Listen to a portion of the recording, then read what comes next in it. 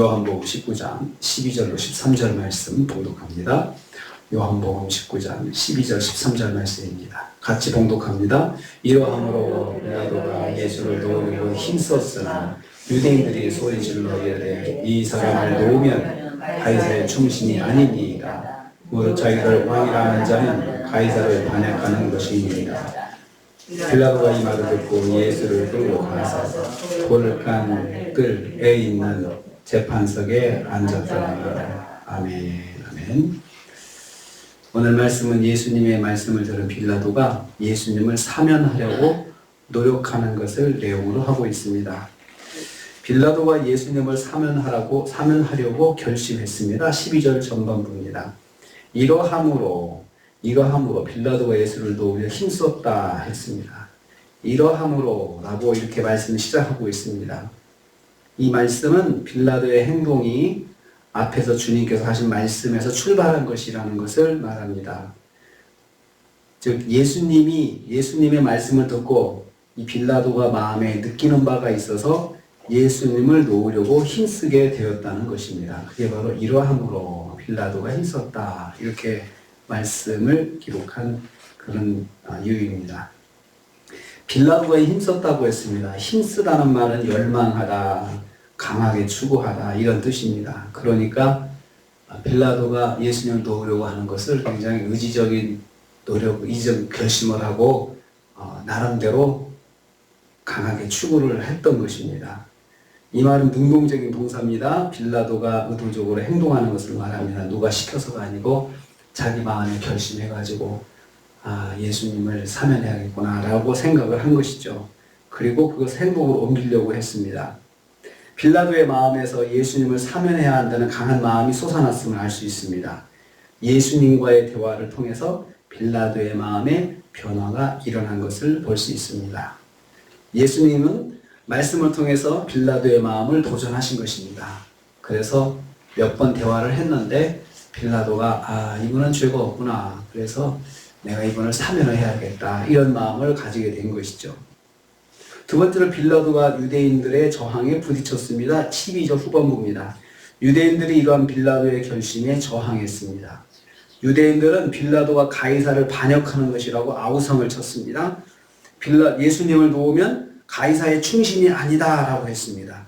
이 사람이 자신의 왕이라고 말하는데 그 말을 듣고도 이 사람을 사면한다 그러면 가이사에 대한 반역이라고 사람들이 주장을 한 것입니다. 이 말은 빌라도의 정체성을 흔드는 말입니다. 예수님을 사면했을 경우 자신은 가이사의 반역을 동조한 사람이 된다는 소리를 듣게 되는 것입니다. 이렇게 유대인들이 가이사에게 고발할 것 같은 분위기가 발생한 것입니다.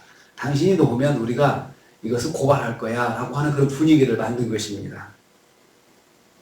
예수님 말씀을 듣고 결심을 했더니 반역에 동조한 사람이 되는 그런 위기에 빠지게 된 거죠. 예수님 말씀 들으면 세상의 반역자, 세상으로부터 반역자라는 소리를 들을 수가 있다는 것입니다. 내가 말씀에 순종하면 더 악한 소리도 들을 수가 있다는 것입니다. 빌라도가 생각을 바꿨습니다. 13절입니다. 빌라도가 태도를 바꿨습니다. 이 말을 듣고 유대인들의 아우성에 자극을 받았다는 말씀입니다. 빌라도가 돌로 깐 뜰에 있는 재판석에 앉았다. 이거 정식 판결을 위해서 재판석에 앉은 것을 말합니다. 자신이 마음에 결심하고 행하고자 한 것이 반대에 부딪히자 자신의 권위를 세우기 위해서 일단 재판석에 앉은 것입니다. 예수님을 끌고 가서 앉았다고 했습니다. 예수님은 이제 무죄인데도 피고인이 돼서 재판석 앞에 딱 서게 된 것이죠. 이 말씀에서 예수님이 정식으로 피고가 되셨음을 알 수 있습니다. 인류의 죄를 심판하실 우리 예수님께서 심판주로 오시거든요. 저로서 산자와 죽은 자를 심판으로 오시리라. 그리고 신앙고백 그렇게 하잖아요. 심판으로 오시리라 라고 그렇게 이 심판주 예수님께서 인간 재판관에게 피고석에 서게 되신 것입니다. 예수님이 인간 재판관 앞에 죄인으로 섰습니다. 인간 재판관에게 모욕을 받으시는 모습을 성경은 기록하고 있습니다. 모욕을 당하고 계신다. 사실은 죄가 없으시고 온 인류를 심판하실 심판주, 우리가 사실 심판자이신 예수님 앞에 다 서서 심판을 받을 건데 그 예수님을 그 재판석에 피고로 세웠다는 거죠. 빌라도가 모욕을 받으시는 것입니다. 예수님은 빌라도의 재판석에 죄인으로서는 모욕을 받으셨습니다. 이 모욕이 다 우리를 구원하기 위해서 주님께서 당하신 것이고 또 아버지의 구원 계획에 순종하기 위해서 당하신 것입니다. 순종에는 고난이 있고 또 아버지 뜻에 따라가는 데에는 이런 모욕도 있다는 것을 알 수가 있습니다. 그래서 우리가 말씀대로 산다고 해서 다 세상적으로 잘 풀리는 건 아닙니다. 세상적으로는 더 꼬이지만 그것이 말씀에 순종하는 것일 때 이걸 다시 생각을 해봐야죠. 내가 말씀에 순종하는 것이니 내가 감당을 해야지 하고 그런 마음의 결심을 가져야 합니다. 빌라도는 주님과의 대화를 통해서 마음에 깨달음이 있었지만 그것이 자기가 오히려 나쁘게 되고 잘 안 되고 일이 어렵게 된다라고 하는 그런 위기를 만나니까 태도를 싹 바꿔서 예수님에 대해서 다시 적대감을 갖는 것을 보게 됩니다. 뭐든지 말씀을 통해서 순종하려고 하면 고난이 있습니다. 넘어야 할 그런 고비가 있습니다. 그 고비를 넘기지 못하면 말씀 순종이 멈춰질 수밖에 없습니다. 오늘 우리 하루를 삽니다.